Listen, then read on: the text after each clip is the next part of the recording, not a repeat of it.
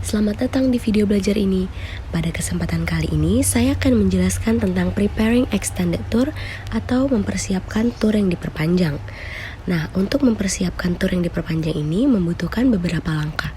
Untuk lebih lanjutnya, tetap terus tonton videonya ya. Beberapa faktor yang perlu dipertimbangkan. Yang pertama, tour duration atau durasi tour. Hal ini mencakup tanggal kedatangan, tanggal keberangkatan, berapa hari dan malam yang termasuk ke dalam tour, serta waktu yang spesifik seperti waktu perjalanan, perbedaan zona waktu, durasi setiap kunjungan, dan aktivitas. Yang kedua, location and activities atau lokasi dan aktivitas. Lokasi yang termasuk ke dalam rencana perjalanan adalah tempat keberangkatan, tempat kedatangan, lokasi yang akan dikunjungi seperti negara, wilayah, kota, spesifik situs, atraksi, dan acara. Serta acara free time juga harus dipertimbangkan agar tidak terjadi miscommunication antara pemandu wisata dengan wisatawan. Yang ketiga, service and supplies involved atau layanan dan supply. Itinerary harus menyertakan nama, detail kontak semua layanan dan pemasok layanan yang terlibat seperti transportasi, akomodasi, dan catering. Hal ini memudahkan untuk seorang pemandu mengkontak perusahaan atau supply dan service tentang ketepatan waktu pada saat perjalanan nanti akan berlangsung. Mengidentifikasi jumlah peserta tur. Sebelum memulai tur, Anda perlu mengkonfirmasi kembali jumlah akhir dari peserta tur Anda dan pemasok layanan, serta produk yang mungkin Anda tangani. Ini akan memastikan bahwa setiap anggota tur akan menerima layanan, produk, serta barang yang diiklankan sama dan persis seperti yang diiklankan.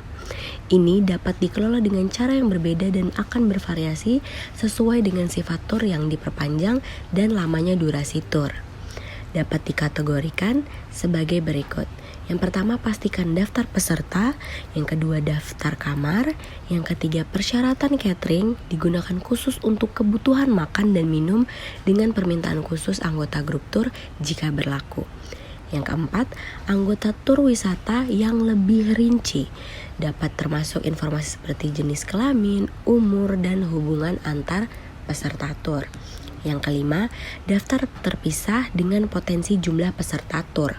Nah, ini dapat berbeda dari setiap lokasi, setiap kegiatan, atau setiap layanan dan produk yang diiklankan sebagai bagian dari tur. Nah, setiap wisatawan memiliki permintaan khusus. Pada daftar inilah dibuatkan daftar tentang rincian bahwa peserta tur ada yang tidak mengikuti dan ada yang mengikuti. Ini akan menjadi sangat krusial pada saat tur berlangsung. Selanjutnya, yang kedua, availability of supplies atau kebutuhan untuk mengambil dan membawa perbekalan atau membelinya dalam perjalanan akan didasarkan pada beberapa faktor. Seperti yang satu, jenis perbekalan yang dibutuhkan selama tur, yaitu yang mudah rusak dan tidak mudah rusak. Untuk yang mudah rusak, contohnya seperti makanan segar, buah-buahan, sayur-sayuran, dan lain-lain. Dan untuk produk yang tidak mudah rusak, seperti makanan kaleng, beras, pasta, dan minuman. Identifikasi persediaan yang dapat diperoleh dalam tur. Persyaratan dan manajemen persediaan tur akan bervariasi dari satu tur yang diperpanjang ke yang berikutnya. Pedoman untuk mengelola perlengkapan tur juga akan sangat berbeda dari satu perusahaan ke perusahaan lainnya. Yang pertama, tour supplies. Persediaan tur yang perlu diidentifikasi secara jelas agar dapat dikelola secara efektif. Hal ini terdapat perbedaan sesuai dengan jenis tur yang diperpanjang dan bisa saja termasuk yang pertama, paket selamat datang atau welcome drink atau welcome party. Yang kedua, bagasi. Ketiga, kargo komersial jika ada. Yang keempat, perlengkapan. Nah, perlengkapan ini bisa saja termasuk untuk mendukung kegiatan interpretatif, menyampaikan rekreasi, pendidikan, dan komunikasi seperti mikrofon atau handout. Dan selanjutnya, yang kelima, menghemat bahan bakar. Yang keenam, persediaan air, makanan, dan minuman. Yang ketujuh, kotak P3K. Yang kedua, tour members special needs. Memastikan bahwa semua pelanggan berkebutuhan khusus diperhatikan adalah bagian dari persiapan tour yang diperpanjang. Wisatawan berkebutuhan khusus dapat mencakup berbagai faktor, mulai dari difabel hingga kebutuhan diet atau kebutuhan makan. Perlu diketahui bahwa semua pihak yang berkepentingan menyadari persyaratan ini. Anda mungkin perlu mempertimbangkan kembali rencana perjalanan Anda dan mengidentifikasi setiap titik di mana kebutuhan khusus perlu diakomodir. Anggota grup wisata berkebutuhan khusus dapat meliputi penglihatan yang terganggu, mobilitas terbatas dari berjalan dengan tongkat hingga berada di kursi roda. Yang ketiga, persyaratan diet khusus, seperti alergi makanan laut, kacang-kacangan yang parah, alergi gluten, atau mungkin vegetarian. Yang keempat, penguasaan bahasa negara yang kurang baik.